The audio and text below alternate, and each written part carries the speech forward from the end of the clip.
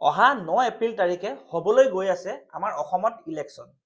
এতিয়া অসমৰ বতাহ বায়ু সকলোতে ইলেকশ্যন। কেম্পেইনিং, কেণ্ডিডেটছ, কাক ভোট দিম কাক ভোট নিদিম, news channel, newspaper, Instagram, Facebook সকলোতে ইলেকশ্যন।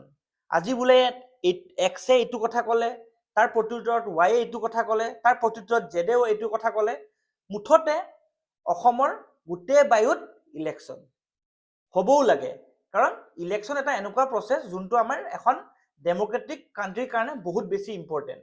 ইলেকশ্যন হ'লেহে এখন ডেম'ক্ৰেটিক কাণ্ট্ৰিৰ ৰূপৰেখা চেঞ্জ হ'ব পাৰে। ইলেকশ্যন এটা বহুত ডাঙৰ ইম্পৰ্টেণ্ট প্ৰচেছ। চ' আজি আমি ইলেকশ্যনৰ কথা পাতিম।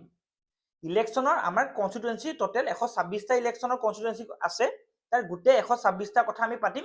আজি পাৰ্ট 1 হ'ব, য'ত আমি তাৰে 15টা কনষ্টিটুৱেঞ্চিৰ কথা পাতিম।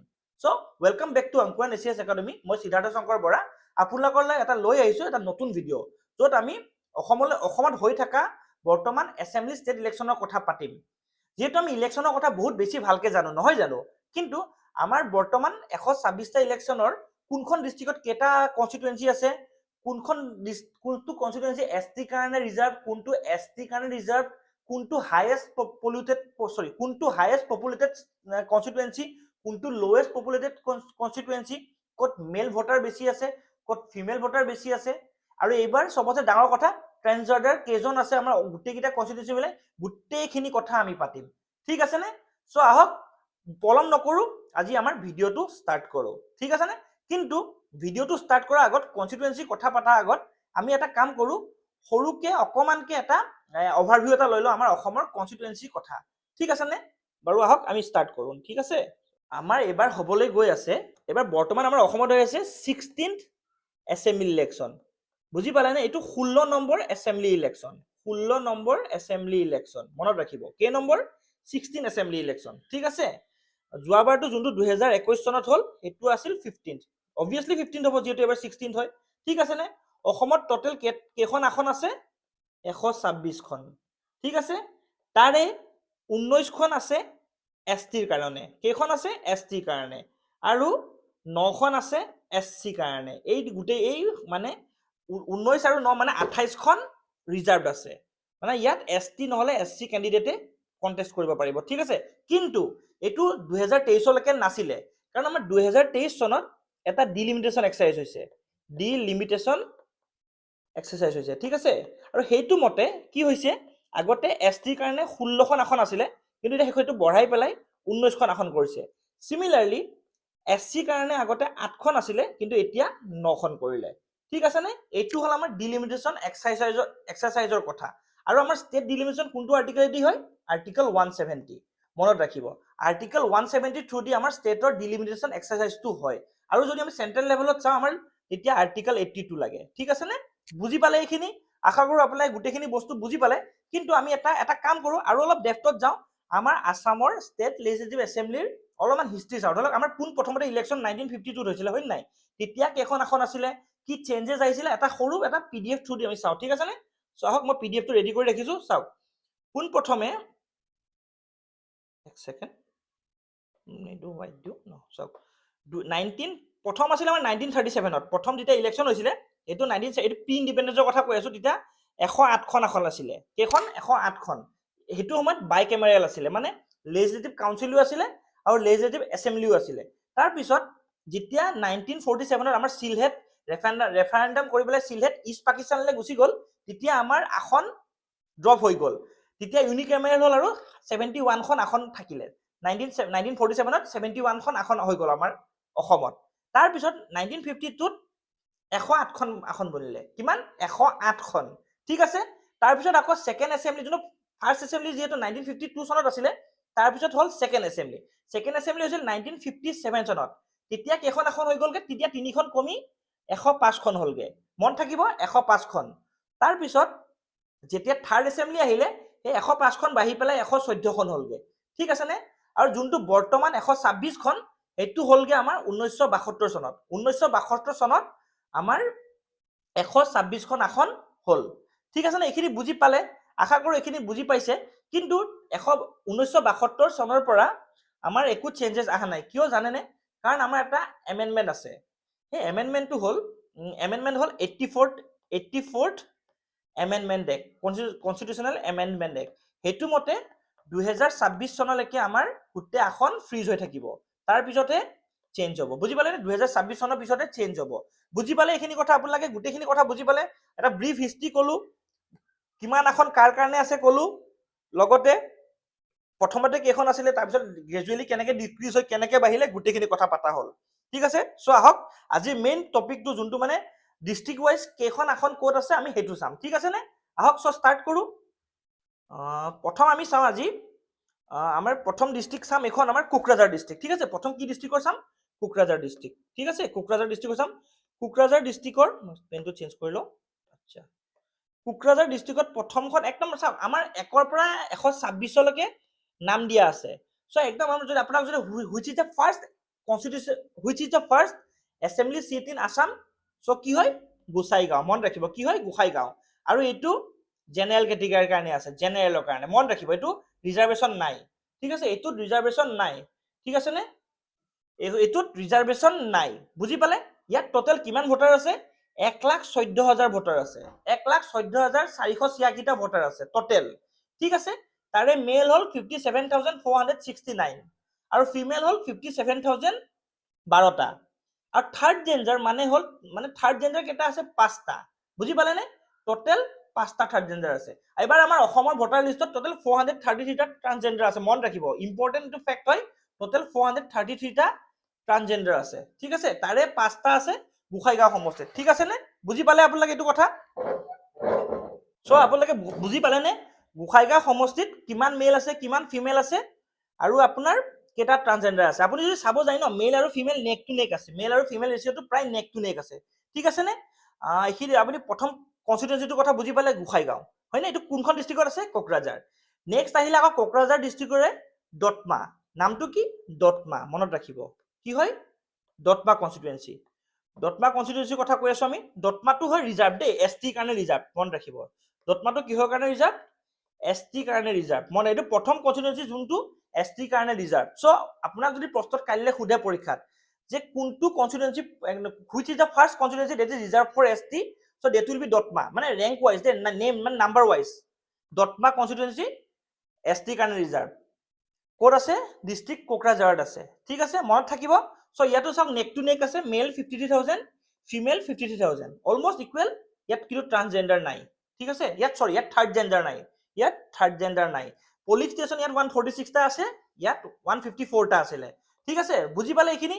বেছি ডেফটত নাযাওঁ, ওপৰে ওপৰে চাম আমি, যাতে বস্তুখিনি আমি 126টা আমাৰ চিট ধুনীয়াকে আমি ইলেকশ্যন হোৱাৰ আগে আগে কাভাৰ কৰিব পাৰো।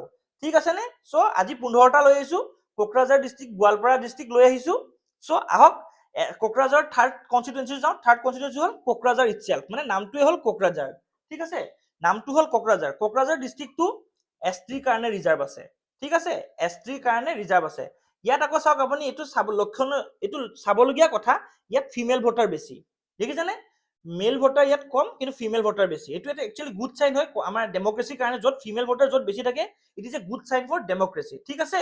এইটো STৰ কাৰণে ৰিজাৰ্ভ আছে। চ' কোকৰাঝাৰত এতিয়ালৈকে আমি কেইটা ST ৰিজাৰ্ভ পালো? 2টা চিট পালো, দতমা আৰু কোকৰাঝাৰ। ঠিক আছে? টোটেল ভোটাৰ আছে 1,44,241টা। ঠিক আছে? বুজি পালে? চ' এইখিনি হৈ গ'ল। নেক্সট আহিলে বাওকুংৰি। কি নাম? বাওকুংৰি। এইটো ৰিজাৰ্ভেশ্যন নাই। এইটো কিমান? STৰ কাৰণে ৰিজাৰ্ভ নাই। মনত ৰাখিব, কোকৰাঝাৰ হ'ল বুলি চব চিট যে STৰ কাৰণে ৰিজাৰ্ভ থাকিব সেনেকুৱা কথা নাহে। তাত কিছুমান জেনেৰেল কেটেগৰীৰ কাৰণেও থাকে। চ' যেনেকে আমি প্ৰথমটো পালো, আমাৰ প্ৰথমটো গোসাইগাঁও পালো, এইটো জেনেৰেল আছিল নে? সেনেকে আমাৰ বাওকুংৰিটো জেনেৰেল কেটেগৰীত আছে। তো এইটো ৰিজাৰ্ভেশ্যন নাই। বুজি পালে? ইয়াতো চাওক, ফিমেল ভোটাৰ বেছি আছে। বুজিছে? যে য'তে ফিমেল ভোটাৰ বেছি থাকিব ন, it's a good sign for democracy. ঠিক আছে? ইয়াত থাৰ্ড জেণ্ডাৰ এজন আছে। বুজি পালে? টোটেল ভোট আছে 1,64,314, মানে 1,64,314টা ভোট আছে। ঠিক আছে? বুজি পালে? আহক নেক্সটটোলৈ যাওঁ। নেক্সটটো হ'ল পৰ্বাতঝৰা। নামটো কি? পৰ্বাতঝৰা। এইটো জেনেৰেল কেটেগৰীৰ কাৰণে ৰিজাৰ্ভ আছে। ৰিজাৰ্ভটো নহবই, এইটো জেনেৰেল কেটেগৰীৰ কাৰণে আছে। চ' ইয়াতো ফিমেল ভোটাৰ বেছি। থাৰ্ড জেণ্ডাৰ কেইটা আছে? 3টা। আৰু টোটেল ভোট আছে 1,74,173টা। মনত ৰাখিব, ইজি হয়। চ' আমি কোকৰাঝাৰ ডিষ্ট্ৰিক্টৰ কেইটা চালো? 5টা চালো, তাৰে 2টা ST। চ' কোকৰাঝাৰৰ আমি কেইটা চালো? 5টা চালো, তাৰে STৰ কাৰণে 2টা ৰিজাৰ্ভ। মনত ৰাখিব। ঠিক আছে, টোটেল কেইখন আমাৰ অভাৰঅল 126খনত এছ টিৰ কাৰণে ৰিজাৰ্ভ আছিলে 19টা, কিন্তু 2023ৰ ডিলিমিটেশ্যনৰ পিছতহে 19টা আছিল, কাৰণ 2023ৰ আগলৈকে 16টা আছিলে। বুজি পালেনে আপোনালোকে? চ' এতিয়া আমি প্ৰথম ডিষ্ট্ৰিক্টখন লিখি লওঁ যাতে আমাৰ পিছত ৰিভিজন দিবলৈ ভাল হয়। আকৌ এবাৰ ৰিভিজন দিম দেই। চাওক, আমি কোকৰাঝাৰত কেইটা চিট আছে? কোকৰাঝাৰত টোটেল আছে 5টা, তাৰে এছ টি মই এনেকে বনাই দিওঁ, ৰ'ব, কোকৰাঝাৰ, ঠিক আছে, কোকৰাঝাৰ আমি এনেকে লিখিম general, S T, S C. জেনেৰেলৰ কাৰণে 3টা, এছ চিৰ কাৰণে 2টা, এছ টিৰ কাৰণে 2টা, এছ চিৰ কাৰণে নাই। ঠিক আছে, আমি কোকৰাঝাৰ পঢ়িলো। নেক্সট আহক আমি ধুবুৰী যাওঁ। কোকৰাঝাৰ টোটেল 5টা হৈ গ'ল আমাৰ। মনত থাকিবনে? গোসাইগাঁও, দতমা, বাউখুংৰি, পৰ্বতঝৰা আৰু এটা থাকি গ'ল, আমি পাহৰি গ'লো, মেইন কোকৰাঝাৰটোৱে পাহৰি গ'লো। ঠিক আছে, নেক্সট যেতিয়া আহিলে ধুবুৰী। ধুবুৰীৰ প্ৰথমটো হ'ল গোলকগঞ্জ, ইম্পৰ্টেণ্ট হয়। ইয়াতো চাওক, চাবলৈ ভাল হয়। ইয়াত টোটেল ভোট আছে 2 লাখৰ ওপৰ, 2,03,876টা। ঠিক আছে, তাত মেল ভোটাৰ আছে 1,06,000টা মান আৰু ফিমেল ভোটাৰ আছে 97,798টা। ঠিক আছে, ইয়াত থাৰ্ড জেণ্ডাৰ ভোটাৰ নাই। ঠিক আছে, আৰু এইটো জেনেৰেলৰ কাৰণে আছে। চ' এইটো একো ৰিজাৰ্ভেশ্যন নাই। নামটো কি? গোলকগঞ্জ। মনত থাকিব। নেক্সটটো হ'ল গৌৰীপুৰ সমষ্টি, বহুত বেছি ইম্পৰ্টেণ্ট হয়। এইটো জেনেৰেলৰ কাৰণে আছে, ৰিজাৰ্ভেশ্যন নাই।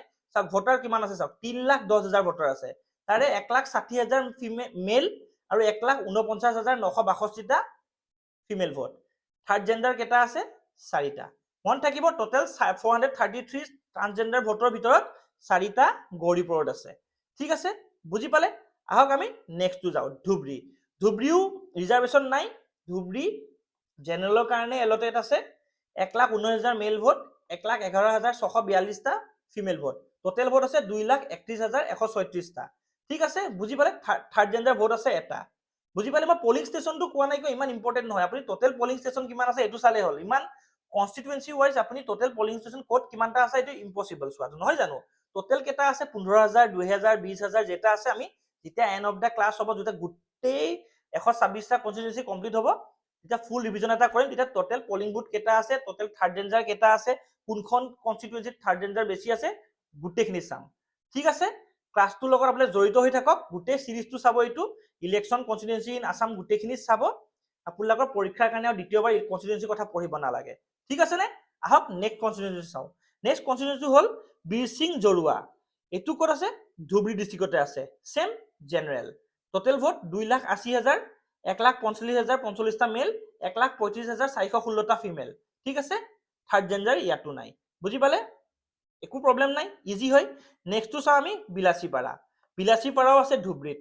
ধুবুৰীত এইটো general, it is not reserve for any category. There are 1,91,730 votes, out of which 96,378 are male votes and 95,352 are female votes. There are no third gender vote in this constituency also. So বুজি পালে? এইটো হ'ল বিলাসীপাৰা। 10 নং বিলাসীপাৰা বুলি ক'ব, কাৰণ আমি যদি ক্ৰনলজিটো চাওঁ, বিলাসীপাৰা 10 নম্বৰ পৰে। ঠিক আছে, চিমিলাৰলি বীৰসিং জৰুৱা 9 নম্বৰ পৰে, তেনেকে ধুবুৰী 8 নম্বৰ, তেনেকে গৌৰীপুৰ 7 নম্বৰ, আৰু 1 নম্বৰ কি আছিলে? গোসাইগাঁও। বুজি পালে? আহক এতিয়া আমি নেক্সট চাওঁ মানকাছাৰ। আমি এটা কাম কৰো, ধুবুৰীটো লিখি লওঁ। ধুবুৰী আমি লিখি লওঁ, ধুবুৰী যিহেতু 5খন আছে লিখি লওঁ। ঠিক আছে, ধুবুৰীত কেইখন আছে? ধুবুৰীত আছে টোটেল 5খন। এছ টি, এছ চিৰ কাৰণে একো ৰিজাৰ্ভেশ্যন নাই। ঠিক আছে, নেক্সট চাওঁ আমি পঢ়ো, আমি নেক্সট পঢ়িম মানকাছাৰ। মানকাছাৰৰ এখন আছে, নামটো হ'ল চাউথ চালমাৰা। ঠিক আছে, এইখনো ৰিজাৰ্ভেশ্যন নাই, ডাইৰেক্ট জেনেৰেলৰ কাৰণে আছে। চ' মানে যিকোনো মানুহ কণ্টেষ্ট কৰিব পাৰে। চ' ইয়াৰ ভোট আছে 3,10,000, 1,56,000 আছে মেল, 1,53,000 আছে ফিমেল। ঠিক আছে, আৰু থাৰ্ড জেণ্ডাৰ ভোট আছে 4টা। বুজি পালে? একোতো ডাউট নাই? বুজি পালে? চ' আহক আমি মানকাছাৰটো লিখিলো, চাউথ চালমাৰাটো লিখিলো। এটা আমাৰ এটাই আছে, চাউথ চালমাৰাৰ এটা কেইটা আছে? চাউথ চালমাৰাৰ এটাই আছে, চাউথ চালমাৰাৰ। ঠিক আছে, নামটো কি? আমাৰ মানকাছাৰ। মনত থাকিব, ৰিজাৰ্ভেশ্যন নাই, 2টা জেনেৰেলৰ। নেক্সট আহিলো আমি গোৱালপাৰা। ঠিক আছে, গোৱালপাৰাত কেইটা আছে আমি চাই লওঁ। গোৱালপাৰাত 4টা আছে। প্ৰথমটো হ'ল জলেশ্বৰ। কি হয়? জলেশ্বৰ। ইয়াত টোটেল ভোট আছে 2,42,201, তাৰে মেল হ'ল 1,24,380টা আৰু ফিমেল হ'ল 1,17,815টা, আৰু থাৰ্ড জেণ্ডাৰ আছে 6টা। বুজি পালে? কি হ'ল? জলেশ্বৰ। নেক্সটটো আহিলে গোৱালপাৰা ৱেষ্ট। দেখিলে নে? তেতিয়াৰ পৰা এছ টি নাই, পটককে এটা এছ টি আহি গ'ল, নামটো কি? গোৱালপাৰা ৱেষ্ট। ঠিক আছে, কেই নম্বৰ কনষ্টিটুৱেঞ্চি? 13 নম্বৰ কনষ্টিটুৱেঞ্চি।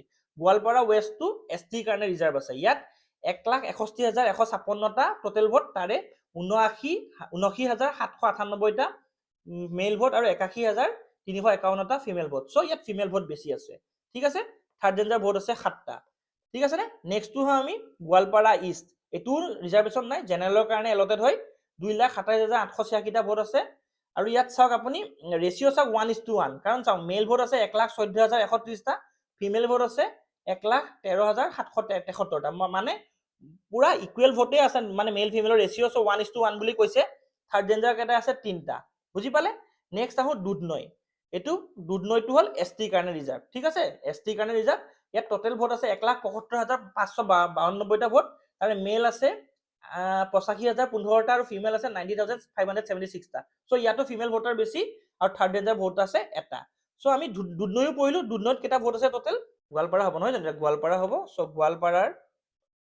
গোৱালপাৰাৰ টোটেল আছে 4টা, তাৰে 2টা ST কাৰণে ৰিজাৰ্ভ। SC কাৰণে আমি এতিয়া ৰিজাৰ্ভেশ্যন এতিয়ালৈকে পোৱা নাই। চ' আমি যদি প্ৰথম 3খন ডিষ্ট্ৰিক্টৰ চাওঁ, মানে 4খন ডিষ্ট্ৰিক্টৰ চাওঁ, তাত টোটেল আমি কেইটা চালো, 15টা চালো।